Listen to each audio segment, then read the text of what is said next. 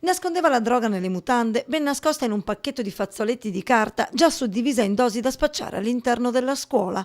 Quasi un professionista, il quindicenne scoperto nei giorni scorsi dai carabinieri della compagnia di Castelfranco Veneto e segnalato all'autorità giudiziaria minorile per detenzione a fini di spaccio di sostanze stupefacenti. Gli uomini dell'Arma sono arrivati all'istituto superiore frequentato dal ragazzo nella pedemontana trevigiana su segnalazione del dirigente scolastico insospettito dagli strani atteggiamenti del giovane.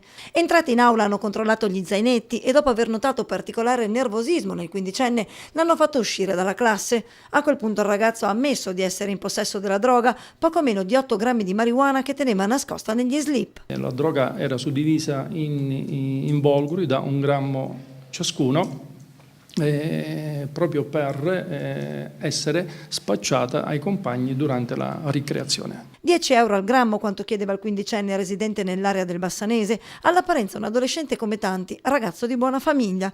E proprio alle famiglie si appellano i carabinieri. Farei un appello sia ai genitori che vigilino sul comportamento dei figli e agli insegnanti e dirigenti scolastici che mantengono alto il livello di attenzione su ogni comportamento strano che avviene a scuola.